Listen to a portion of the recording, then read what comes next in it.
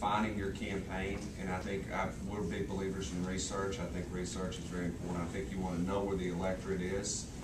So, for instance, a poll, I think, to test some issues. What are, we think we know anecdotally from our interactions with people, but oftentimes, we're not interacting with everyone in the district. So you may find that actually,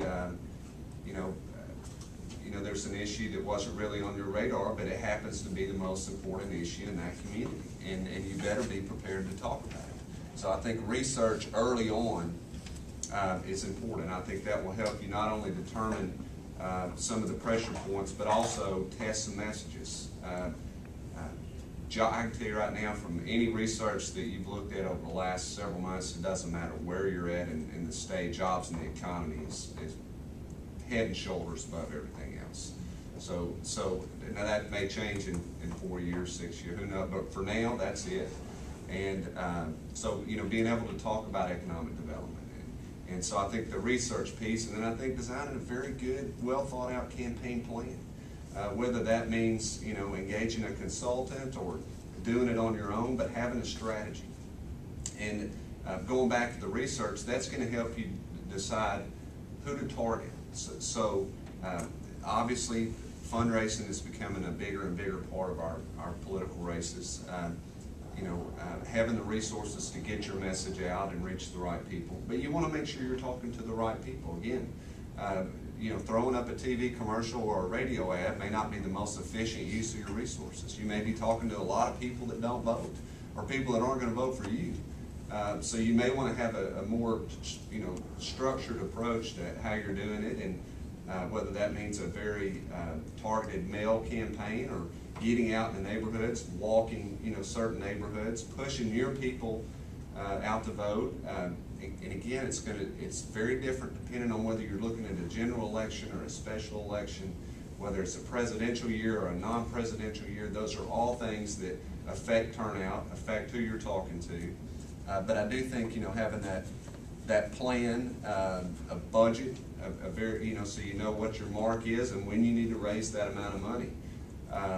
But there's a real science to it. I think, it's work ethic's important, but you can have the hardest work ethic in the world. If you're not doing the right things, you're not necessarily going to have a good campaign.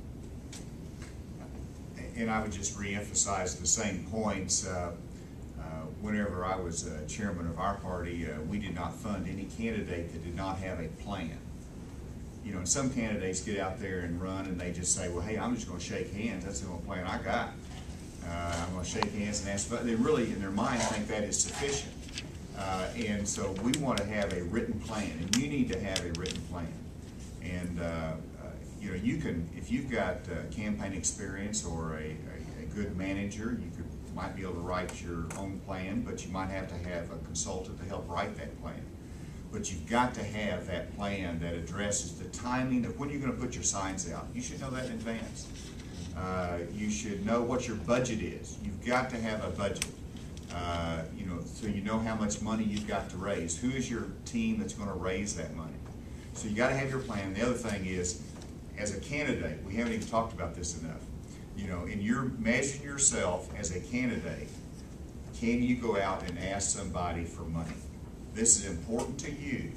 Is it important enough so that you can ask somebody, this makes a difference in our community, we need you to write a check for our campaign? You've got to ask, be specific.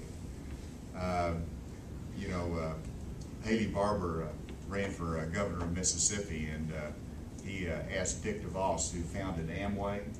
He called up Dick DeVos and said, I need your support for governor. He said, and Dick DeVos said, Haley, I am for you all the way. Just tell me what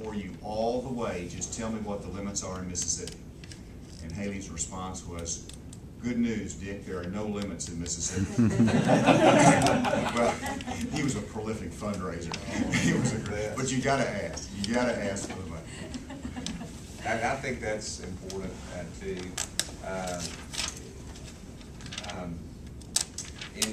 And it is asking. You can have people helping you raise money, which is certainly important. The bank president, a colleague, others, you know, finance committee, but at the end of the day, you have to be comfortable picking up that phone, calling through in a structured way, and it's saying, I need a check for $500, $1,000, I need that. And explain why, and just be very, you know, upfront about it. You know, you can't just send out a letter, a fundraising letter. You know, events are great, you know, all of that helps, but at the end of the day, you have to be comfortable picking up the phone. You know, whether it's a budget of $20,000 or $100,000, you know, and having a process that you use in order to get to that number. One thing that we've seen, certainly in recent years, are special interest groups attempting to get candidates to make absolute positions on pretty complicated issues, like no new taxes, you know, no new tax pledge. What would your advice be if somebody's considering a run for office? Again, knowing that we're seeing more and more of that interest groups are asking candidates to make absolute positions. It's really a burden. First of all, every group wants to send you a questionnaire to fill out. And so just from the standpoint of time consuming, it is hugely, isn't it right, David? Hugely time consuming to sit there at night after you have an exhausted day of campaigning and fill out another questionnaire with very detailed questions. And they're important because they go online. You know, there's some national groups that will put everything online, even in almost very local races. But then every special interest group has their own questionnaires, whether it's Right to Life or NRA or a whole host of others.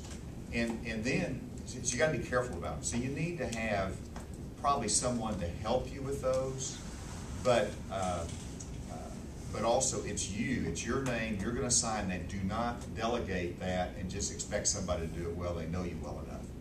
And then I have to use caveats. They ask yes or no questions. I'll put an asterisk there, and I will explain my answer. And I really, you got to take advantage of that, because usually then they'll print it with a yes or no with asterisks, and they'll say, see the full comment on wherever. But there's no way to get around it. It's time consuming, but it's very, very important that you do it right.